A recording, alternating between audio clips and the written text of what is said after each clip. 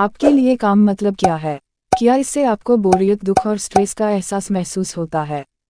क्या इससे आपके माइंड में ना खत्म होने वाला काम और ना खत्म होने वाले मीटिंग्स की तस्वीर आती है? अगर ऐसा है तो आपको काम के बारे में ऐसा सोचना बंद कर देना चाहिए। इस समरी में आप जानेंगे काम इतना भी बोरिंग और इतना भी स्ट्रेस से भरा हुआ नहीं होता है जितना कि आप सोचते हैं। आप उस तरह के काम के बारे में भी जानेंगे जो आपको खुश करेगा। इसमें आप ग्रेट वर्क के बारे में जानेंगे। इस बुक के ऑथर कहते हैं आप उस चीज़ के बारे में सोचिए जो आपको काम करने के लिए मोटिवेट किया था। हो सकता है इस सवाल के आपके पास बहुत जवाब हो, जैसे कि आप कंपनी को आगे बढ़ाना चाहते थे और अपनी पर्सनल ग्रोथ भी चाहते थे, लेकिन ऐसा कभी नहीं हुआ। अब आप बस पैसे कमाने के लिए काम करना चाहते हैं। आपने हार क्यों मान ली और आपने कब अपनी ग्रोथ के बारे में सोचना छोड़ दिया?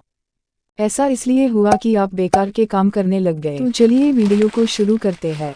तो पहला चैप्टर है लेक द फाउंडेशन। आधार कहते हैं हम जो भी काम करते हैं उसको 3 पार्ट में बांटा जा सकता है: बैड वर्क, गुड वर्क और ग्रेट वर्क। बैड वर्क आपका टाइम, आपकी एनर्जी, आपकी ज़िंदगी को सिर्फ बर्बाद ही करता है। बैड वर्क में ऑर्डर्स को फॉलो कर काम करते जाना और मल्टीपल मीटिंग्स अटेंड करना है, इससे समय की बर्बादी होती है। गुड वर्क यानी अच्छा काम प्रोडक्टिव होता है। ये आपकी ग्रोथ और प्रोडक्टिविटी का सोर्स होता है, जैसे कि आप लोगों की हेल्प करते हैं चाहे किसी भी तरीके से हो, जैसे किसी इवेंट में वॉलंटियर बनकर। ग्रेट वर्क वो होता है जो कोई आदमी ज़्यादा से ज़्यादा करना चाहता है। ये वो काम होता है जो आपके लिए मीनिंगफुल होता है, इससे आपकी और दूसरों की लाइफ में काफ़ी फ़र्क पड़ता है। ग्रेट वर्क में आपका फोकस उस पर होता है और इसे फ्लो जोन कहते हैं। ये वो जोन होता है जिसमें आप इतना फोकस होते हो कि आपको समय गुजरने का एहसास नहीं होता है।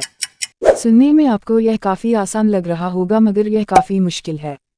यह सबके लिए नया और चैलेंजिंग होता है, इसीलिए कई लोग इसे करना शुरू ही नहीं करते हैं।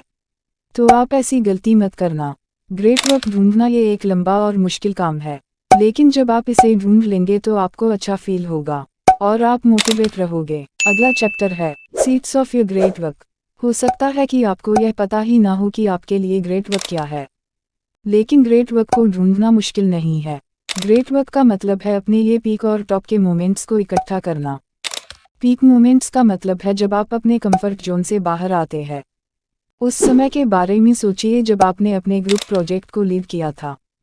उस वक्त को याद कीजिए जब आपने कुछ नया किया था। इन्हें पीक मोमेंट्स कहते हैं।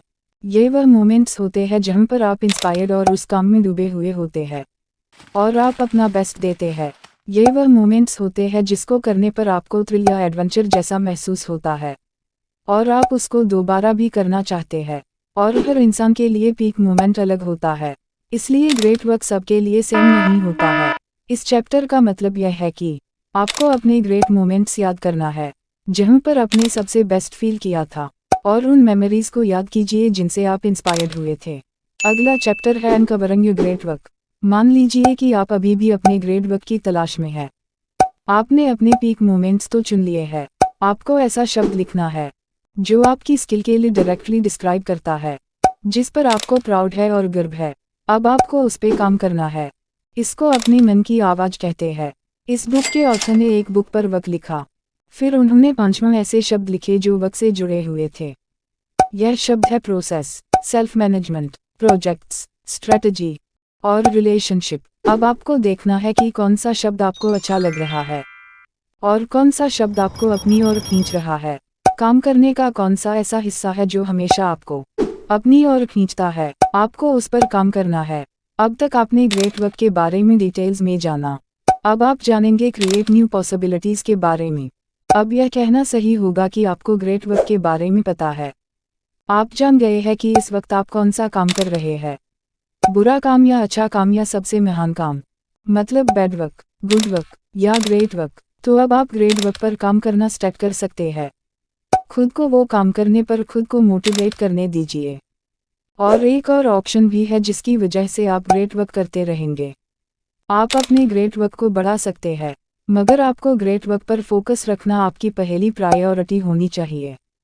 और आप अपने ग्रेट वर्क के लिए न्यू पॉसिबिलिटीज़ क्रिएट कर सकते हैं। अब वक्त आ गया है समरी के कंक्लूजन का। हमने इस समरी से क्या सीखा? आपने काम के बारे में जाना, good work, bad work, great work, bad work से आपका टाइम वेस्ट होता है। गुड वर्क से आप प्रोडक्टिव बनते हैं। और ग्रेट वर्क आपको मोटिवेट फील कराता है। ग्रेट वर्क में आप फ्लो जोन में चले जाते हैं। दूसरा, आपने यह जानना सीखा कि आप अभी कहाँ खड़े हैं, आप अभी कितना bad work, good work, great work कर रहे हैं।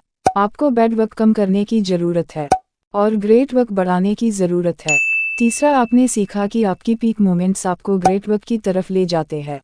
चौथा, आपने जाना कि कैसे आप अपने ग्रेट वर्क को एक्सपेंड कर सकते हैं शब्दों के ज़रिए। ये आपके ऊपर है कि आप कौन से शब्द को लेकर ज़्यादा अच्छा फील करते हैं। पांचवा, आपने जाने कि ग्रेट वर्क को जानना काफ़ी नहीं है, उस पर काम करते रहना चाहिए। अगर आप भी मिलियनेयर बनना चाहते हो तो यह वाली वीडियो ज़रूर देखें। वीडियो अच्छी लगी तो लाइक कीजिए और चैनल को सब्सक्राइब कीजिए।